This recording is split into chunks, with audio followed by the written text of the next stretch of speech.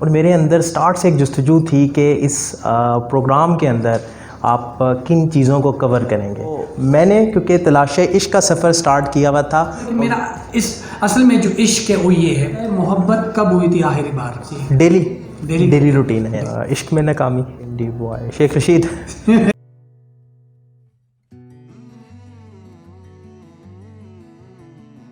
इश्क हकीकी हो या मजाजी, फ़कीरी होनी चाहिए।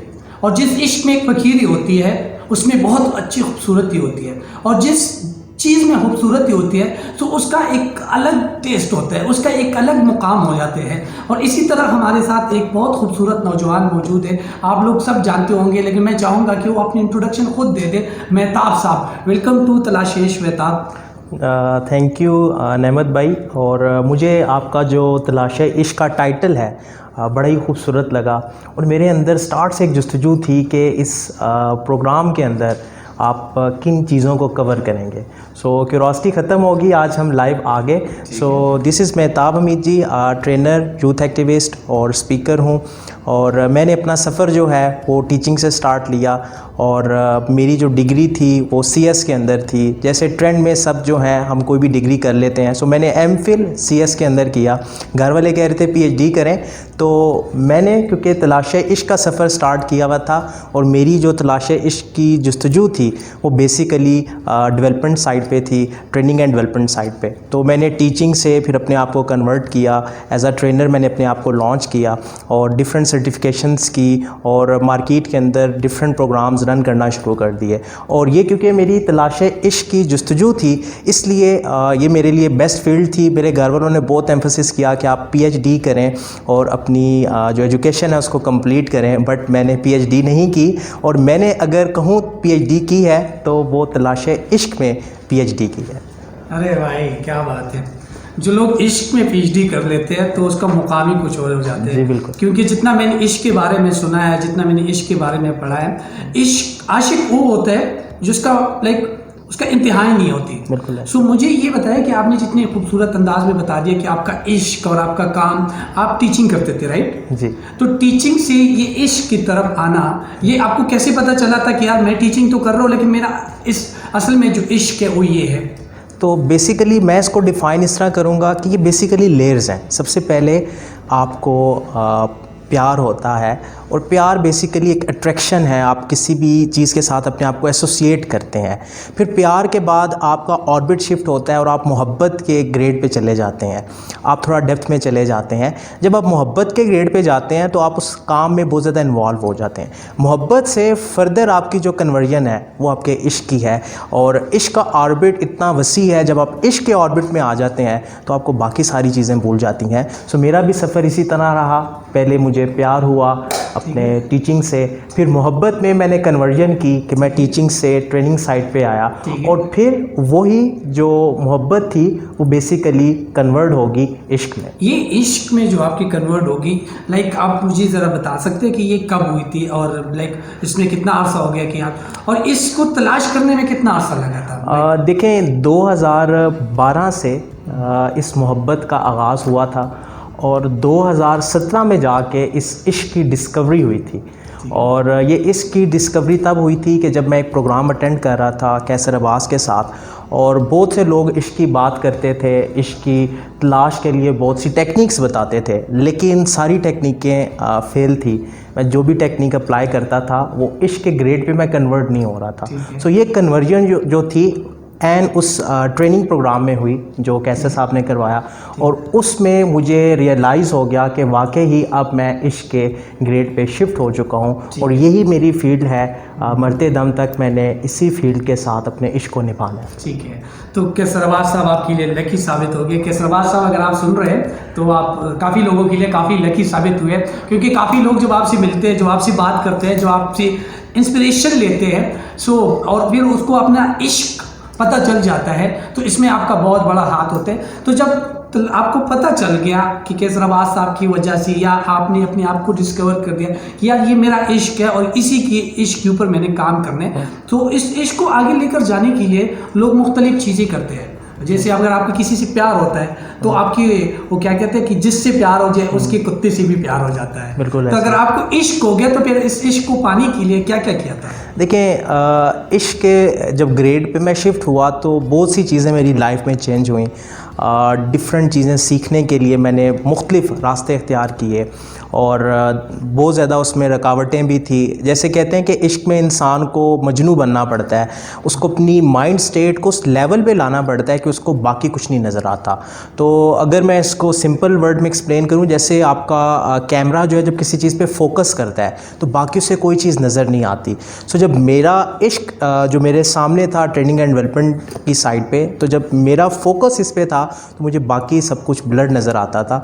इवन कि मैं अपना एक इंस्टीट्यूट चला रहा हूँ तो मुझे वो भी बिल्कुल ब्लर नज़र आता था। तो फीडबैक आ रहा था कि मैं अपने उस काम को टाइम नहीं दे रहा। उसकी मेन रीज़न जो थी वो ये इश्क थी और इश्क की वजह से मेरा फोकस कम्प्लीटली अपने इस काम पे था। अच्छा, आप इश्क को अगर दो तीन लाइक एक लाइन में डिस्क्राइब करें, क्योंकि हमने इसके ऊपर काफ़ी बात कर ली है। और देखो लोग आजकल पसंद करते हैं कि भाई कहानियाँ छोड़ो, मुझे एक लाइन में 2 लाइन में डिस्क्राइब करो, बता दो कि एक्चुअल में है क्या। फॉर एग्जांपल अगर आप इश्क की बात करें, किसी भी चीज़ की बात करें, अगर आप किसी से पूछते हैं मोहब्बत क्या है, तो मैं आपसे पूछूं कि इश्क, अगर आप 1-2 लाइनों में बता दें कि इश्क क्या है। तो अगर मैं 1 लाइन में इश्क को डिफ़ाइन करूँ, सो 100% प्योरिटी, 100% फोकस।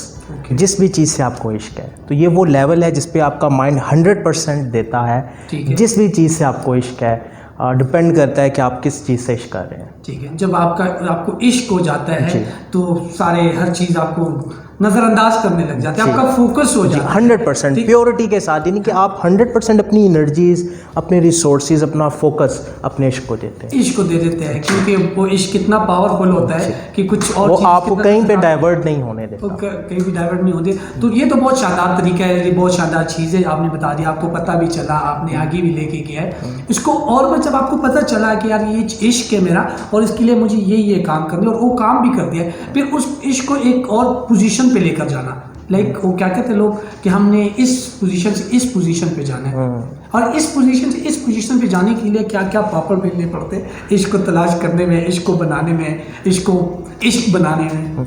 देखिए, जब आप आउट ऑफ ट्रैक जाते हैं, जब आप इश्क के रास्ते पे होते हैं तो अमूमन लोग आपको आउट ऑफ ट्रैक बोलते हैं और लोग आपको रेजिस्ट करते हैं और लोग प्रेडिक्शन देना शुरू करते हैं कि आप जिस रास्ते पे चल रहे हैं ये गलत है। और स्टार्टिंग में डेफिनेटली आपको रेजिस्टेंस बहुत ज़्यादा फील करनी पड़ती है, अपने एनवायरनमेंट की, अपनी फैमिली की, इवन अपने दोस्तों की। वो भी आपको कमेंट करते हैं और ऐसे रिमार्क्स देते हैं कि ये तो काम से बिल्कुल गया। तो बेसिकली वो कह रहे होते हैं ये काम से गया। अगर आप वहाँ पे गिव अप कर देते हैं और फिर डेफिनेटली आप काम से चले जाएंगे।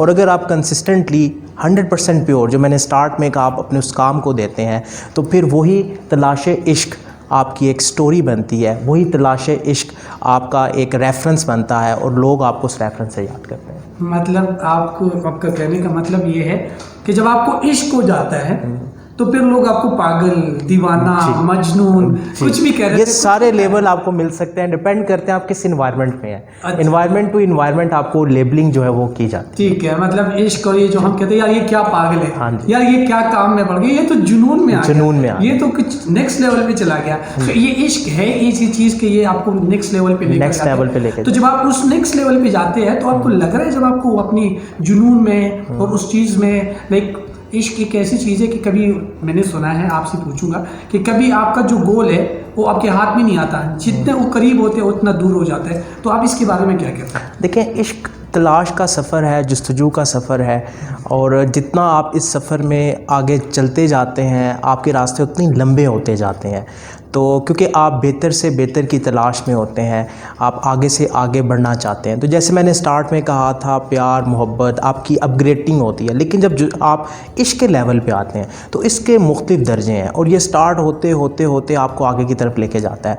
और ये जितने भी दुनिया के इश्क हैं ये फिर आपको अल्टीमेटली खुदा के इश्क तक ले जाते हैं और यही वो सोर्स है जो आपको उस मुकाम तक लेके जाता है। तो अल्टीमेट आपका जो डेस्टिनेशन है वो अल्लाह ताला की ज़ात है। Oh good, thank you. आपका डेस्टिनेशन अल्लाह ताला की ज़ात के साथ है, ये सारी सिलसिला है।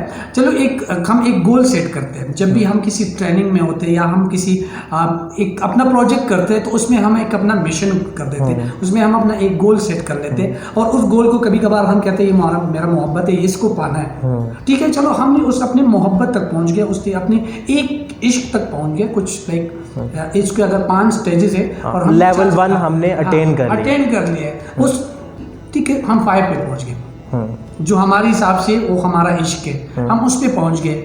लेकिन मैंने कुछ लोग देखे हैं कि वो फिर नीचे आते हैं, फिर ऊपर जाते हैं। इस सिलसिले को बरकरार रखने के लिए आपका क्या स्ट्रेटजी है?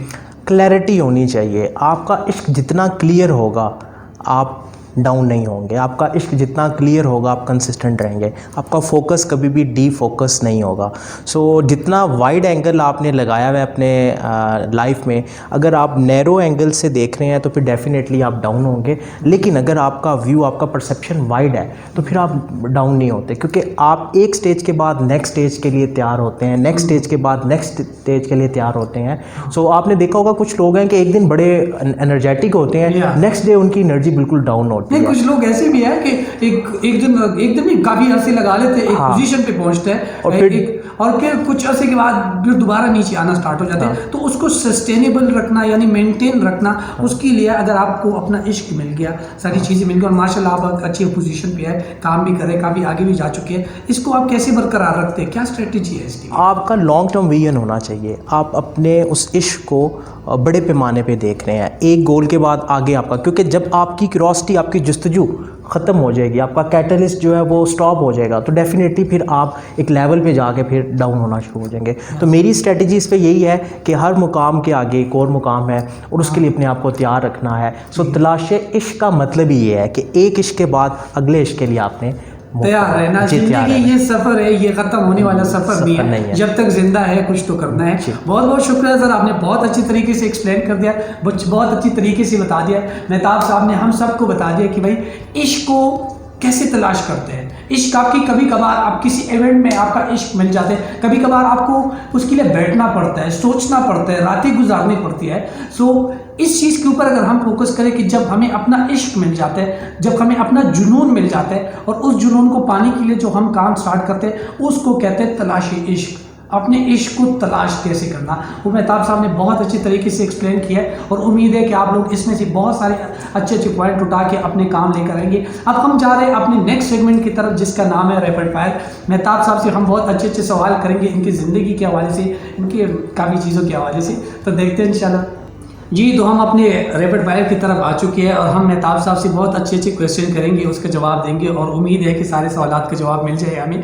तो मेहताब आप रेडी है? जी ओके सर, मेरे आपसे सवाल है और ये राउंड है आखिरी बार वाला। मैं आपसे सवाल करूंगा कि आखिरी बार आपने ये काम कब किया था, आखिरी बार ये चीज़ कब हुई थी? तो मुझे बताएं मोहब्बत कब हुई थी आखिरी बार? 2016 में। 2016 में। रोए कब थे? कुल के जो रोना होता है वो आखिरी बार कब रोए? 2017। कुल की हंसी कब आई थी? लाइक जो लोग हंस हंस के पागल हो जाते हैं, कुल की हंसी? करंटली 2020। 2020 में। फेल कब हुआ है लाइक आखिरी बार?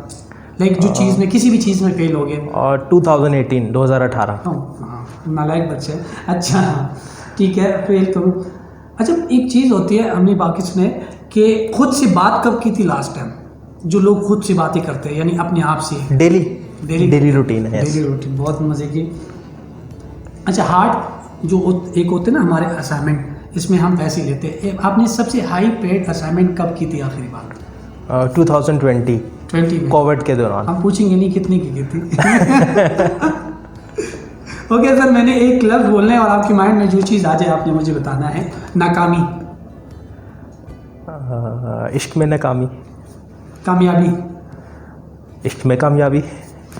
Mind. Mind sciences. Body structure. Soul. Soulmate. Coaching. Sport coaching.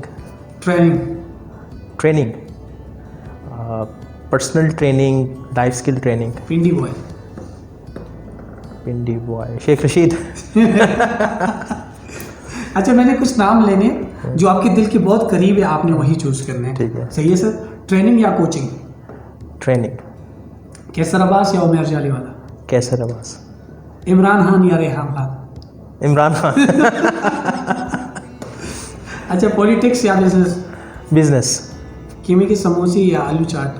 आलू चाट। सस्ती शोहरत या हार्ड वर्क? Hard work.